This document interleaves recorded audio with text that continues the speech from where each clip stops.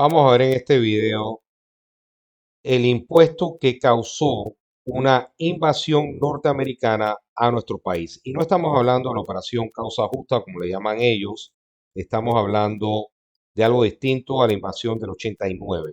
Esta invasión la provocó el movimiento inquilinario de el año 1925. Importante aclarar la fecha porque existió otro movimiento inquilinario en 1932. Importante esta fecha porque en ese momento el movimiento inquilinario, que era básicamente un sindicato de inquilinos, hizo una protesta masiva en octubre 10 de ese año quejándose por el precio y la subida estrepitosa que tuvo el alquiler de un día para otro.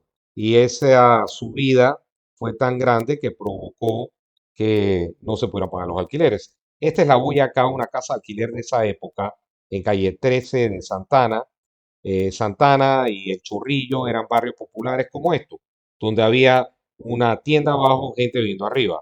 Esta era la casa Miller, quizás la casa alquiler más conocida de la época y más grande, en donde teníamos básicamente el sistema en Panamá, donde las clases populares vivían en lo que, vamos a pensar, la central de los 50, tenías tiendas abajo, gente viviendo en el piso 1, el 2 y el 3. Hoy usted va a la central, existe exactamente el mismo edificio, pero que tenemos tienda abajo, nadie viviendo arriba. O sea, el sistema cambió. Ahora la gente vive en Chorrera, en las afueras. En ese momento se vivía en el centro de la ciudad, pero en una casa de alquiler, unas barracas de alquiler. ¿Qué ocurría? El casero vivía de rentista, alquilándole a un comercio en la planta baja y a familias en el piso 1, 2 y 3. Ese es el sistema nuestro. Las clases populares vivían en ese sistema. ¿Qué ocurría? Panamá era relativamente único en el sentido de que teníamos 20 años atrás, esta es una foto de gallegos que llegaron en 1904 a construir el canal. Aquí obviamente existía una masa de afroantillanos que también llegó a construir el canal. Gente que llegó soltera en 1904, para 1924 ¿qué ocurría? Ya estaban casados. 1925 tenían que pagar alquiler en una casa de alquiler con una característica. Toda esa gente trabajaba en la zona del canal ganando un sueldo. Sueldo que ocurría también en Panamá, pero evidentemente en la zona del canal teníamos un empleador grande que pagaba un sueldo mensual. La gente entonces tenía que pagar con ese sueldo el alquiler. ¿Qué ocurría? Empezamos a tener algo de recesión económica en los 20, sobre todo porque el convenio con Taft, aquí tenemos al presidente Taft cuando visitó el canal en esta foto, se firmó en 1904 y permitía vender bienes a los americanos en la zona del canal, pero hasta 1924, es decir, teníamos una clase de crisis económica, acentuada en las finanzas públicas también porque el quinquenio anterior de Porras había hecho mucha obra civil que había que pagar. Había que pagar como con unos impuestos muy rudimentarios. ¿Qué impuestos teníamos? Teníamos impuesto de introducción, impuesto de exportación, teníamos unas cositas como el impuesto de huello, impuestos ahí a la destilación de alcohol, fabricación de licor en frío, cositas realmente rudimentarias como el impuesto de timbre. Incluso se pensaba que las estampillas del correo eran un impuesto. ¿Qué hacía el gobierno en la época? Vamos a tener que modernizar esto. Y el impuesto de inmueble fue el candidato a poder aumentarse. ¿Quién lo pensó? Lo presentó Eusebio Morales. Él era el ministro de Hacienda, una persona conocedora. El que quiera leer de él y qué pensaba el impuesto inmueble puede consultar esta obra recientemente publicada, Ensayo, Documentos y Discursos de Eusebio Morales, y que básicamente decía, el impuesto inmueble nuestro es qué cosa. Tenemos, este es el código del 17, el código fiscal de ese año, en donde tenemos 3% sobre la renta bruta probable anual de las propiedades urbanas. ¿Cómo se medía ese 3% y esa renta bruta probable? Con una declaración jurada que hacía el contribuyente, 3% sobre esa base imponible. ¿Qué propuso Eusebio Morales con la ley 29 del 25? Cambiemos eso, bajando la tasa en forma considerable, de 3% quedó en 5 por mil. ¿Y qué fue lo que ocurrió?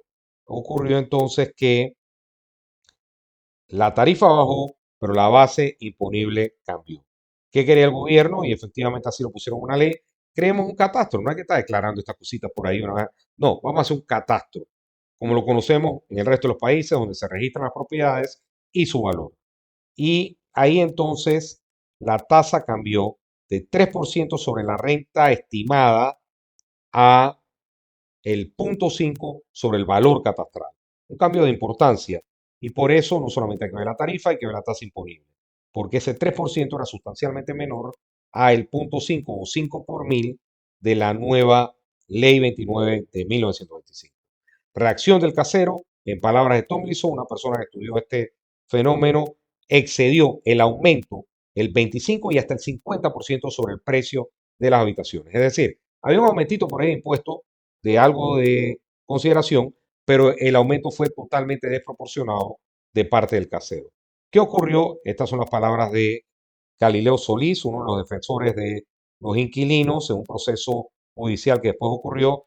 Son muchísimos los casos en que hay quienes tienen que dejar de comer para pagar un alquiler crecido. Palabras de Galileo Solís. ¿Por qué razón? Porque el impuesto, entonces, el casero vio la oportunidad de forzar al gobierno negociando en lo siguiente. Voy a subir los alquileres. Cuando voy a subir los alquileres, un aumento de 25, 50%, no lo aumentaban las clases trabajadoras. La Liga de Inquilinos, básicamente un sindicato de inquilinos, protestó en varias ocasiones, convocó una manifestación el 10 de octubre y el alcalde se negó a conceder el permiso. ¿Y qué hizo la línea de inquilinos? Dijo, hay meeting, sí hay meeting, porque hay meeting. Y es un derecho constitucional, vamos a protestar. Ahí está el flyer original de ese momento. Van a la Plaza Santana, la policía no puede contener a los inquilinos protestando. ¿Qué ocurre?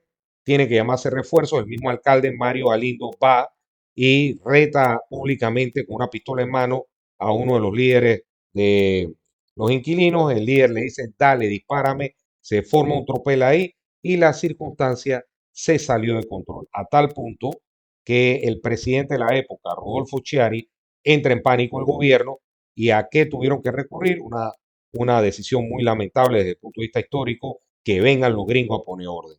Le pidieron entonces el 10 de octubre a las tropas americanas que pusieran el control que el gobierno no pudo poner. 2 días después, los americanos responden como cruzan la 4 de julio y los soldados americanos terminan en nuestro país.